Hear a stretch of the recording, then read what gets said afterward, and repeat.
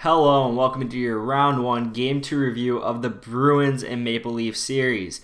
Now the Bruins need this win badly and they got it. If you went into Toronto being down 0-2, be a sinking ship at that point. I think it'd be really hard to come back from that. Not saying they wouldn't have, but it would have been extremely hard. I was actually at this game. The picture on the right is the view from my seats. I was 11th row in the balcony in the center of it. I love being in the balcony. You can see everything from up there. I feel like if you're in the loge, you kind of have some angles you can't really see too well. That's why I like being in the balcony. Row 1 balcony is the best. A little too pricey though, so 11th row would have to do for this one. Great time. Gronkowski waving the flag. Got the building pumped. The building was electric, and I actually watched this game on TV after I got home. So I saw both games on TV. You can tell Game 2, a lot louder than Game 1. Probably because it was a Saturday night at the Garden and everyone knew how much the Bruins needed this one. Crowd really got behind them. But Bruins flipped the scoreline of Game 1. We actually won 4-1 instead of losing 4-1 like we did in the first game. But obviously we need to get into talking about the elephant in the room, and that is Jake DeBrusk and Nazem Kadri. Now, to really talk about this, you have to go back to Game 1. And there was a really late hit on Jake DeBrusk from Nazem Kadri. You could argue it's a slew foot. I kind of thought it was. I wouldn't have called that a suspension or a discipline action or like that. Thought it should have been a 2-minute minor. It wasn't called in Game 1. But in this game, it carried over. They had they were going for the puck on the boards in the first period. Got tangled up, went to the ground. Nazem Kadri threw a fist at Jake DeBrusk. Jake DeBrusk got up and then jumped on Nazem Kadri. They both got matching minors. The refs tried to defuse that one. The refs had a terrible night, though. But the refs did try to defuse that one. They both went to the box. It didn't solve anything.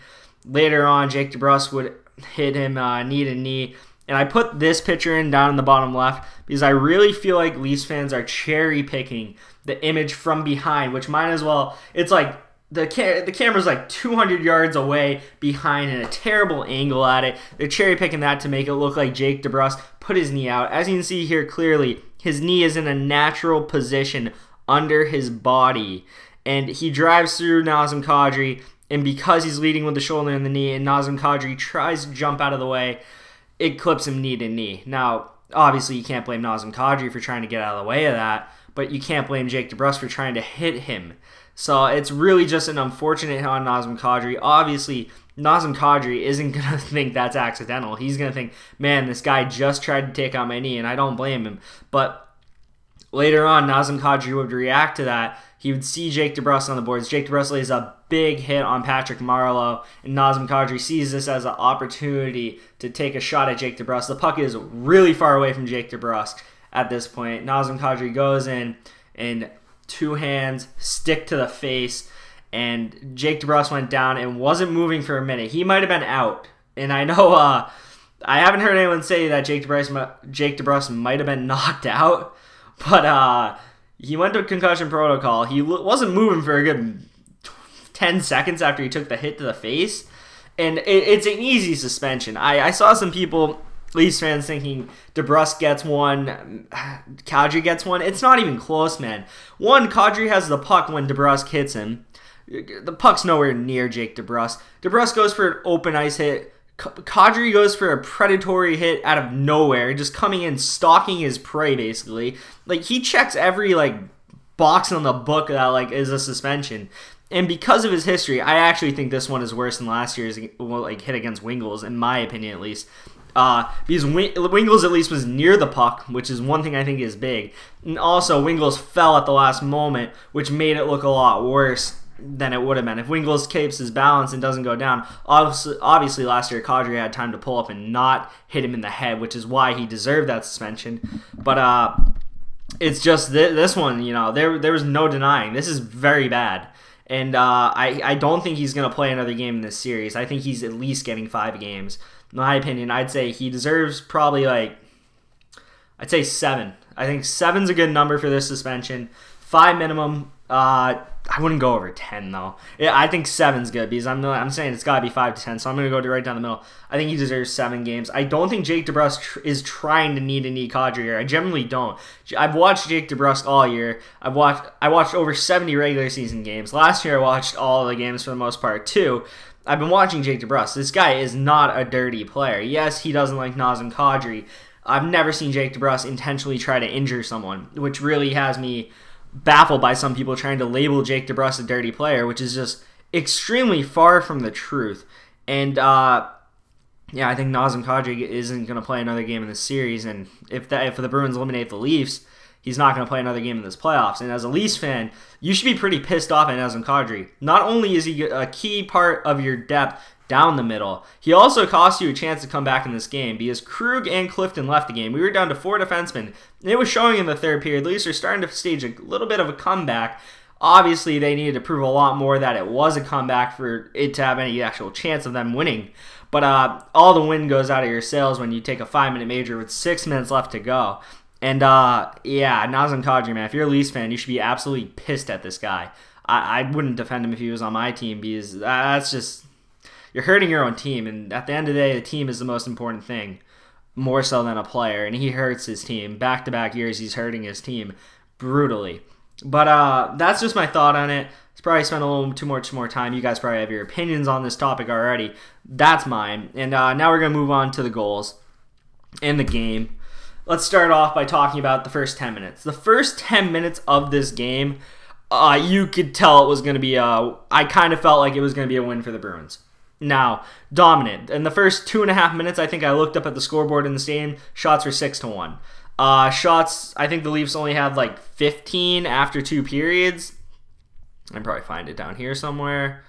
Or not. Apparently not. I thought NHL.com would have it. Apparently not. I'm on it on my laptop over here to my right. But either way, the shots were just heavily in favor of the Bruins by most of the game. They outshot them by 10 by the end of the day because the Leafs in the third period started to stage a little bit of a comeback.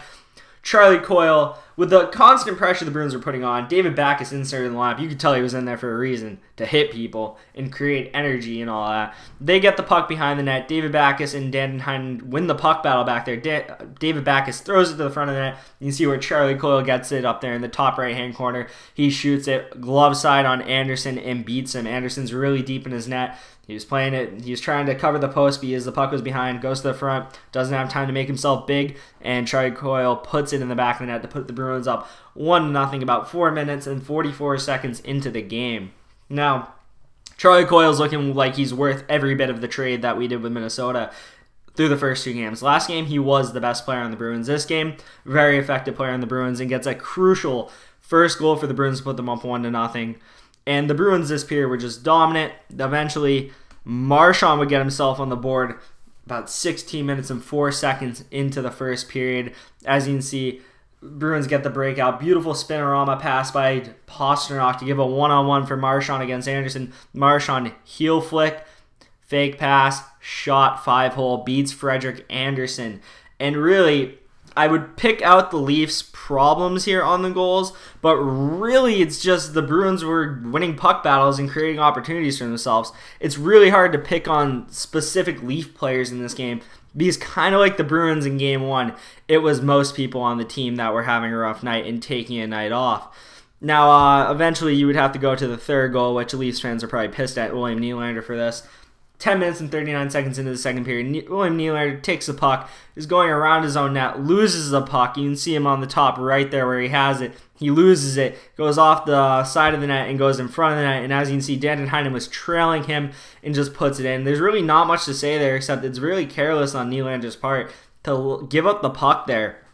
And Dan Heinen, as you can see in the bottom left-hand corner, has the look of a guy who just stole a goal, and he knows he didn't have to work hard for that one. That was a gift, and that's a pretty creepy smile, to be honest. But Bruins go up 3-0. They would go to the third up 3-0, and then the boy himself, Nazem Kadri, scum of the earth. No, I'm just mad. I don't like Nazem Kadri. I'm a Bruins fan, man. I'm trying to keep this unbiased and trying to go down the middle, but this guy just intentionally trying to hurt Bruins players 2 years in a row.